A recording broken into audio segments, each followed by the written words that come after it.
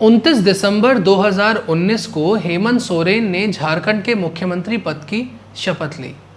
सोरेन झारखंड मुक्ति मोर्चा नाम की पार्टी से संबंधित हैं और उन्होंने कांग्रेस, CPI-ML, NCP और RJD के साथ मिलकर ये गवर्नमेंट फॉर्म की। फरवरी 2022 में बीजेपी ने राज्य के गवर्नर रमेश बैस से शिकायत करते हुए कहा कि 2021 में सोरेन को एक स्टोन माइन का लाइसेंस मिला था। मुख्यमंत्री पद पर रहते हुए इस प्रकार का लाइसेंस मिलना गलत है। सोरेन ने आर्ग्यू करते हुए बताया कि ये लाइसेंस उनको 2008 में 10 साल के लिए मिला था और 2019 में उन्होंने इसके रिन्यूअल के लिए अप्लाई किया था। माननीय राज्यपाल ने इलेक्शन कमीशन ऑफ इंडिया यानी कि ECI से इस पर अपनी एक रिकमेंडेशन मांगी। ECI ने अपना डिसीजन उनके साथ 25 अगस्त को शेयर कर दिया।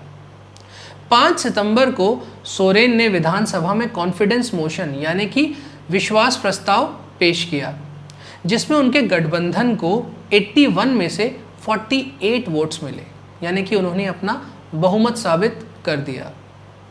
अब अगर ECI का डिसीजन सोरेन के अगेंस्ट आता है तो उनकी विधानसभा की मेंबरशिप रिवोक हो सकती है।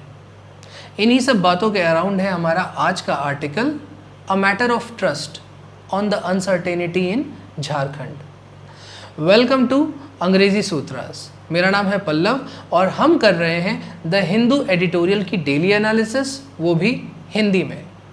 तो चलिए इस आर्टिकल से जुड़े डिफ़िकल्ट वर्ड्स और फ्रेजेस देखते हैं। अनसर्टेनिटी का मतलब होता है अनिश्चितता। It's a noun. There is always an element of uncertainty in the stock market. Stock market में हमेशा एक अनिश्चितता बनी रहती है। अक्यूज करने का मतलब होता है आरोप लगाना। It's a verb. He was accuse of a homicide. Alliance एक नाउन है विच मीन्स गठबंधन।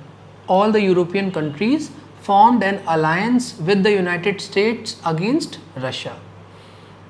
नर्चर करने का मतलब होता है देखभाल करना। Relationships must be nurtured with love and care. किसी डावाडोल, हिलती डुलती, अनस्टेडी चीज़ के लिए wobbly एडजेक्टिव का इस्तेमाल किया जाता है। We entered the room through a wobbly door. किसी चीज़ को अपसेट करने को अपएंड करना कहते हैं। किसी चीज़ को पर्पसफुली डैमेज करने को सैबोटाज करना कहते हैं। It's a noun. इसके प्रोनाउंसिएशन पर विशेष ध्यान दीजिए। Sabotage, sabotage. The Indian army sabotaged the deadly plan of the terrorists. किसी आर्ग्यूमेंट में जो फाइनल चीज़ कही जाती है उसके लिए द लास्ट वर्ड इडियम का यूज़ किया जाता है।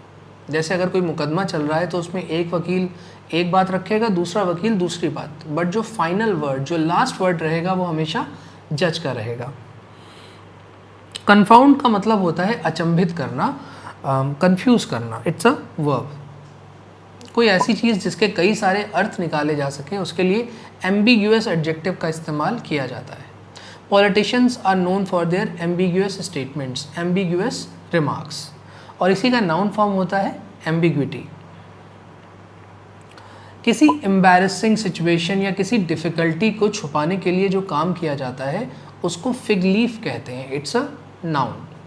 इस आर्टिकल में ये बताया गया है कि अगर ECI का डिसीजन सोरेन के अगेंस्ट आता है तो उनको अपनी विधानसभा की मेंबरशिप से हाथ धोना पड़ेगा। टेक्निकली वो इसके बाद भी 6 महीने तक मुख्यमंत्री बने रह सकते हैं, इसमें कुछ गलत नहीं है। लेकिन अगर किसी व्यक्ति के अगेंस्ट कोई आरोप सिद्ध हो जाए तो क्या उसको मुख्यमंत्री पद पर बने रहना चाहिए? नहीं। तो टेक्निकल फिग लीफ की मदद से ऐसा करना गलत है। इम्प्रोप्राइटी का मतलब होता है morally wrong behaviour. The CEO apologised for the impropriety in her behaviour. Tilt the scales का मतलब होता है किसी सिचुएशन के बैलेंस को बदलना। It's an idiom. तो ये थे इस वीडियो से जुड़े डिफ़िकल्ट वर्ड्स और फ्रेजेस।